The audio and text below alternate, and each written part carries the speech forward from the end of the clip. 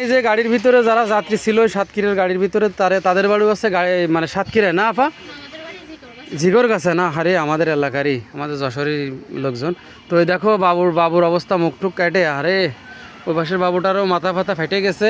তো কাকির অনেক ক্ষতি হয়েছে না, কাকির পায়ে সমস্যা আর হাতে। তো এই গাড়িতে যে মানে পরিবহনে যারা ছিল তাদের এক আপার মানে 3 ভরি সোনা ছিল, সেটা হচ্ছে মানে পাওয়া গেছে, প্রশাসনের লোকের কাছেই ছিল।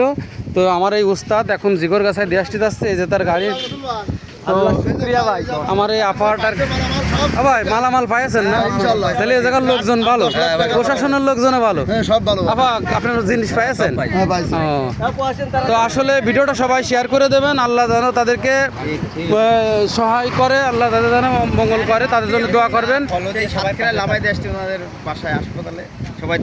দোয়া করবেন, সবাই দোয়া করে দেবেন আমার ভাই যেন ভালোভালাই দিয়ে চলে আসতে পারে। তো আসলে যা দেখলাম দিনাতে সবার জন্য আসলে প্রাণ খুলে দোয়া করবেন রমজান মাসে, তারা সবাই কিন্তু রোজা রয়েছে। হ্যাঁ তাই তো দেখেন ওনারা কিন্তু রোজা রয়েছে। কাকি মনে হয় হাত পা ভেঙে গেছে, তো ওই জন্য দেই ভাই একটু সাইডে না মারে। কাকি রোজা, ভাই কাকি রোজা ছিল, রোজা ছিলেন? ঠিক আছে বাবা, আল্লাহর কাছে দোয়া করি সবাই সুস্থ হয়ে যাক।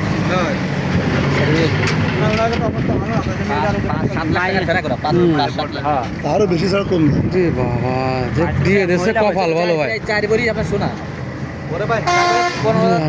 আমাদের এদের লোক ভালো বলে সব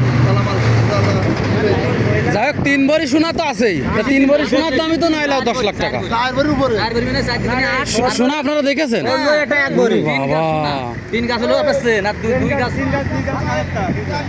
যাক যাক পাওয়া গেছে, এটাই কপাল। আস্তে আস্তে আস্তে ভাই যান, ঠিক আছে। আমার উস্তাদের জন্য দোয়া করবেন, আমি আপনার ড্রাইভার ভাইদের প্রত্যেকজনের খুব ভালোবাসি আমি।